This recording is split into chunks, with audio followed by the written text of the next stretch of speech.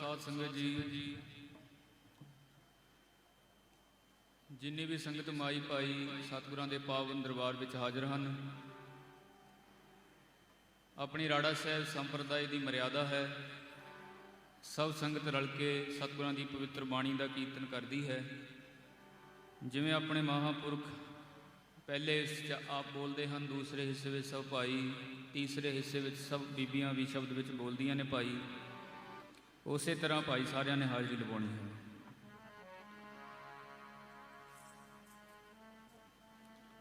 साईं जी वर्गे ने विसरे ना नाम जिनानू, साईं जी वर्गे ने विसरे ना नाम जिनानू।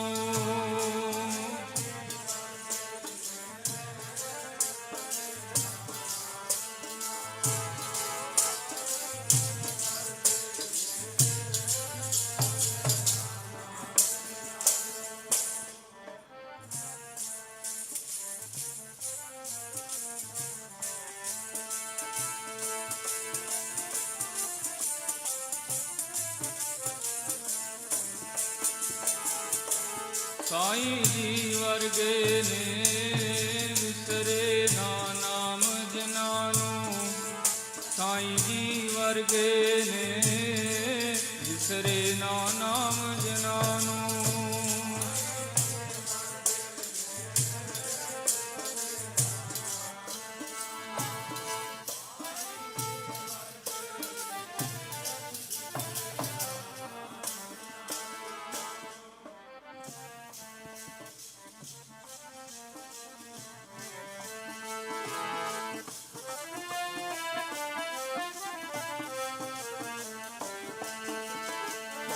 विसरे ना नाम जिनानू, विसरे ना नाम जिनानू, विसरे ना नाम जिनानू, विसरे ना नाम जिनानू।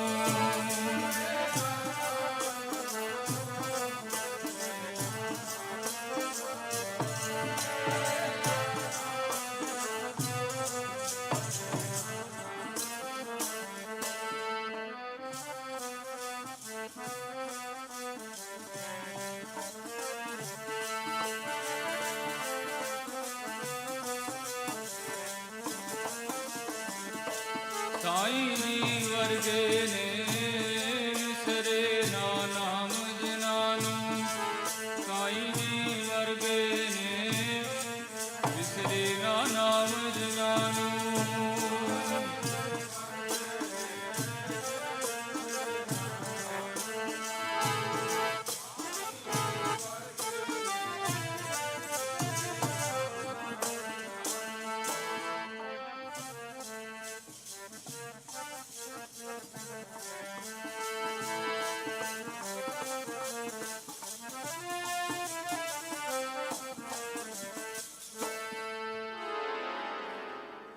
जिन्ना न विसरै नाम से कनेहिया, भेद ना जानो मूल साईं जेहिया। सत्कारयोग साध संगत जी, हुण तक आप सरबत माई भाई ने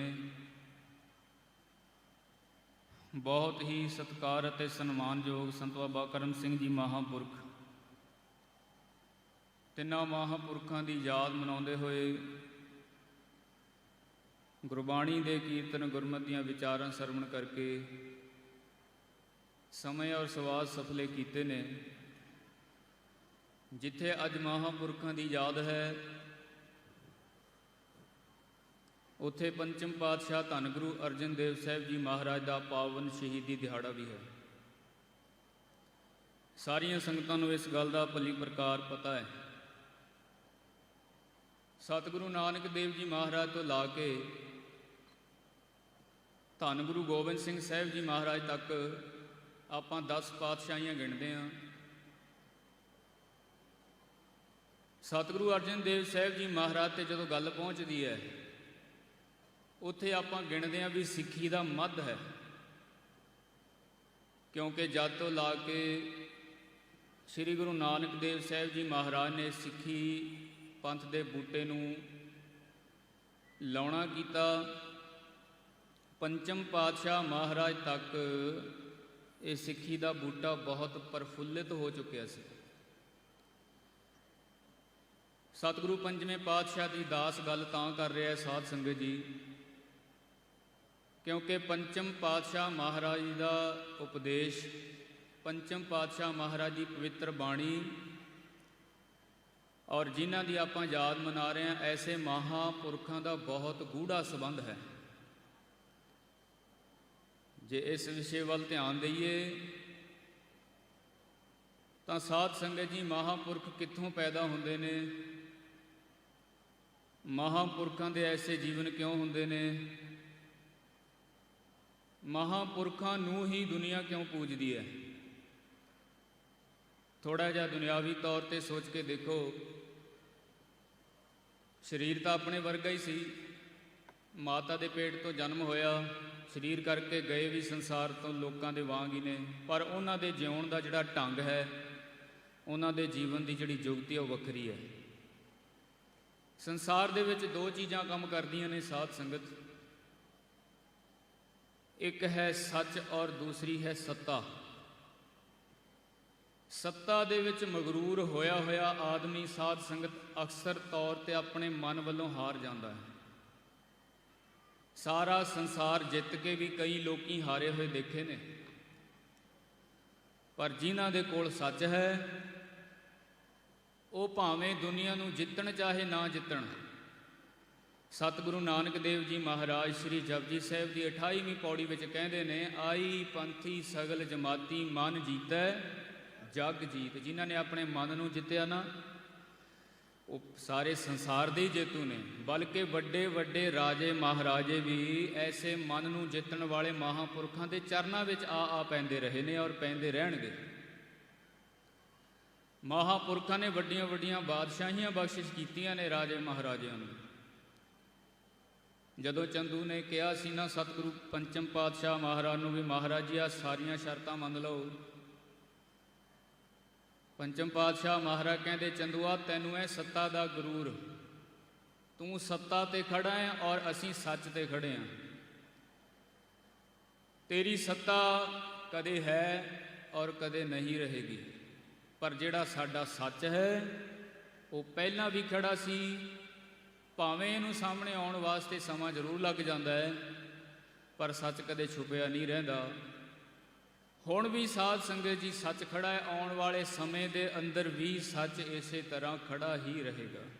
ਸੱਚ ਪੁਰਾਣਾ ਹੋਵੇ ਨਾ ਹੀ ਸੀਤਾ ਕਦੇ ਨਾ ਪਾਟਾ, ਕਹਿੰਦੇ ਨੇ ਕਦੇ ਪੁਰਾਣਾ ਥੋੜ੍ਹੀ ਹੋਣਾ ਸੱਚ ਨੇ। ਔਰ ਫਿਰ ਐਸੇ ਸੱਚ ਨੂੰ ਕਮਾਉਣ ਵਾਲੇ ਮਹਾਂਪੁਰਖ ਜਿਨ੍ਹਾਂ ਦੀ ਆਪਾਂ ਗੱਲ ਕਰ ਰਹੇ ਹਾਂ ਨਾ, ਸੰਤ ਬਾਬਾ ਕਰਮ ਸਿੰਘ ਜੀ ਮਹਾਰਾਜ, ਸੱਚ ਹੀ ਕਮਾਇਆ ਉਹਨਾਂ ਨੇ ਸਾਧ ਸੰਗਤ। ਆਪਣੇ ਵੱਡੇ ਮਹਾਰਾਜ ਸੰਤ ਬਾਬਾ ਈਸ਼ਰ ਸਿੰਘ ਜੀ ਮਹਾਂਪੁਰਖ, ਇਹਨਾਂ ਨੂੰ ਗਿਆਨੀ ਜੀ ਕਿਹਾ ਕਰਦੇ ਸੀ। ਜਥੇ ਦੇ ਵਿੱਚ ਸੰਤ ਬਾਬਾ ਕਰਮ ਸਿੰਘ ਜੀ ਮਹਾਂਪੁਰਖਾਂ ਨੂੰ ਗਿਆਨੀ ਜੀ ਕਹਿੰਦੇ ਸੀ। ਅਕਸਰ ਵੱਡੇ ਮਹਾਰਾਜ ਤੋਂ ਪਹਿਲਾਂ ਕੀਰਤਨ ਕਰਿਆ ਕਰਦੇ ਸੀ ਸੰਤ ਬਾਬਾ ਕਰਮ ਸਿੰਘ ਜੀ ਮਹਾਂਪੁਰਖ। ਔਰ ਫਿਰ ਗਿਆਨੀ ਕਿਹੜੇ? ਕੇਵਲ ਗਿਆਨ ਨਹੀਂ ਸਾਧ ਸੰਗਤ, ਕੋਈ ਬਹੁਤਾ ਪੜ੍ਹ ਲਿਖ ਜਾਵੇ ਨਾ, ਉਹ ਵੀ ਆਪਣੇ ਆਪ ਨੂੰ ਗਿਆਨੀ ਕਹਾਉਂਦਾ ਹੈ। ਕਿਸੇ ਕੋਲੇ ਧਾਰਮਿਕ ਵਿੱਦਿਆ ਆ ਜਾਏ, ਸਮਾਜਿਕ ਵਿੱਦਿਆ, ਆਰਥਿਕ ਵਿੱਦਿਆ ਆ ਜਾਏ, ਉਹ ਆਪਣੇ ਆਪ ਨੂੰ ਗਿਆਨੀ ਕਹਾਉਂਦਾ ਹੈ। ਪਰ ਸਤਿਗੁਰੂ ਸੱਚੇ ਪਾਤਸ਼ਾਹ ਮਹਾਰਾਜ ਜੀ ਇੱਥੇ ਉਹ ਗਿਆਨੀਆਂ ਦੀ ਗੱਲ ਨਹੀਂ ਕਰਦੇ। ਕਹਿੰਦੇ ਅਸਲ ਗਿਆਨੀ ਉਹ ਹੈ ਜਿਹਨੇ ਐਸੇ ਪੂਰੇ ਸਤਿਗੁਰੂ ਪੰਚਮ ਪਾਤਸ਼ਾਹ ਧੰਨ ਗੁਰੂ ਅਰਜਨ ਦੇਵ ਸਾਹਿਬ ਜੀ ਮਹਾਰਾਜ ਨੇ ਜਿਹੜੇ ਸੱਚ ਦੀ ਗੱਲ ਕੀਤੀ ਸੀ, ਅਸਲ ਤੌਰ 'ਤੇ ਜਿਨ੍ਹਾਂ ਨੇ ਉਸ ਸੱਚ ਨੂੰ ਕਮਾਇਆ, ਉਹ ਗਿਆਨੀਆਂ ਦੀ ਗੱਲ ਕਰ ਰਹੇ। ਕਹਿੰਦੇ ਹਨ, ਰੱਜ ਨਾ ਕੋਈ ਜੀਵਿਆ ਪਹੁੰਚ ਨਾ ਚੱਲਿਆ ਕੋਈ। ਕਹਿੰਦੇ ਦੱਸੋ ਰੱਜ ਕੇ ਕਿਹੜਾ ਜੀਵਿਆ ਸੰਸਾਰ 'ਤੇ? ਲੋਕੀ ਮਨਾਂ ਦੀਆਂ ਮਨਾਂ 'ਚ ਲੈ ਕੇ ਤੁਰ ਜਾਂਦੇ ਨੇ, ਰੱਜ ਕੇ ਤਾਂ ਕੋਈ ਨਹੀਂ ਜਿਉਂਦਾ। ਪਹੁੰਚ ਨਾ ਚੱਲਿਆ ਕੋਈ, ਕਹਿੰਦੇ ਪੂਰਨ ਤੌਰ 'ਤੇ ਜ਼ਿੰਦਗੀ ਦੇ ਅੰਤ ਤੱਕ ਪਹੁੰਚ ਕੇ ਕੋਈ ਨਹੀਂ ਜਾਂਦਾ। ਪਰ ਮਹਾਰਾਜ ਜੀ ਕਹਿੰਦੇ ਇੱਥੇ ਇੱਕ ਗੱਲ ਹੋਰ ਹੈ, ਧਿਆਨ ਰੱਖਿਓ, ਕਿਤੇ ਭੁਲੇਖੇ ਵਿੱਚ ਨਾ ਰਹਿ ਜਾਇਓ। ਕਹਿੰਦੇ ਸਾਡੇ ਐਸੇ ਵੀ ਗਿਆਨੀ ਨੇ ਜਿਹੜੇ ਸਦਾ ਹੀ ਜਿਉਂਦੇ ਰਹਿੰਦੇ ਨੇ। ਰੱਜ ਨਾ ਕੋਈ ਜੀਵਿਆ ਪਹੁੰਚ ਨਾ ਚੱਲਿਆ ਕੋਈ, ਗਿਆਨੀ ਜੀਵ ਹੈ ਸਦਾ ਸਦਾ। ਕਿਹੜੇ ਗਿਆਨੀ?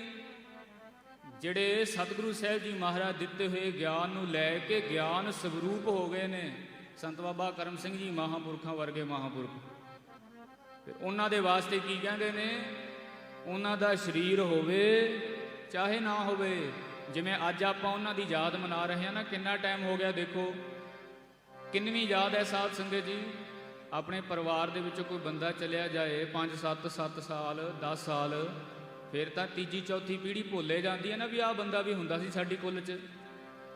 ਪਰ ਮਹਾਂਪੁਰਖਾਂ ਨੂੰ ਜਿਉਂ-ਜਿਉਂ ਸਮਾਂ ਹੁੰਦਾ ਹੈ ਸਾਧ ਸੰਗਤ ਜੀ, ਤਿਉਂ-ਤਿਉਂ ਇਹ ਦਾਅਵਾ ਹੈ ਸਾਧ ਸੰਗਤ, ਅੱਜ ਦੀ ਗੱਲ ਨਹੀਂ, ਅੱਜ ਤੋਂ ਬਾਅਦ ਵੀ ਮਹਾਂਪੁਰਖਾਂ ਦੀਆਂ ਯਾਦਾਂ ਚੜ੍ਹਦੀ ਕਲਾ ਨਾਲ ਮਨਾਈਆਂ ਗਈਆਂ ਨੇ ਔਰ ਮਨਾਈਆਂ ਜਾਣਗੀਆਂ। ਉਹਨਾਂ ਗਿਆਨੀਆਂ ਦੀ ਗੱਲ ਮਹਾਰਾਜ ਜੀ ਕਹਿੰਦੇ ਨੇ, ਭਾਈ ਉਹ ਸਦਾ ਹੀ ਜਿਉਂਦੇ ਨੇ, ਜੀਵਤ ਪੇਖੇ ਜਿਨੀ ਹਰ ਹਰ ਧਿਆਇਆ, ਕਹਿੰਦੇ ਜਿਨ੍ਹਾਂ ਨੇ ਹਰੀ ਦੇ ਨਾਮ ਨੂੰ ਧਿਆਇਆ। ਕੀ ਕਹਿੰਦੇ ਨੇ, ਐਸੇ ਮਹਾਂਪੁਰਖਾਂ ਦੀ ਬਾਬ ਕਿਉਂ ਬਚਨ ਕੀਤਾ ਹੈ, ਜਿਉਂਦੇ ਹੀ ਦੇਖੇ ਨੇ ਜਿਨ੍ਹਾਂ ਨੇ ਹਰ ਹਰ ਧਿਆਇਆ, ਜਿਉਂਦੇ ਹੀ ਦੇਖੇ ਨੇ ਜਿਨ੍ਹਾਂ ਨੇ ਹਰ ਹਰ ਧਿਆਇਆ।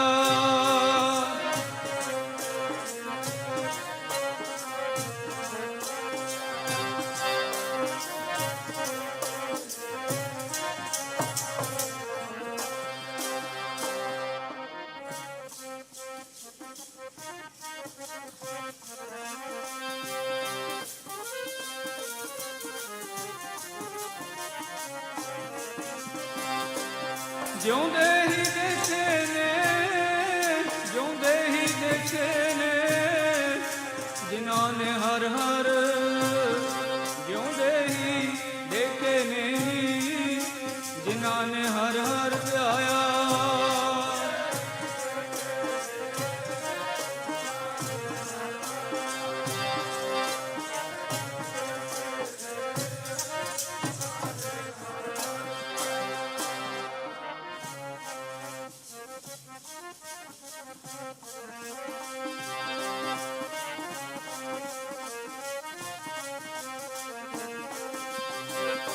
ਜਿਨ੍ਹਾਂ ਨੇ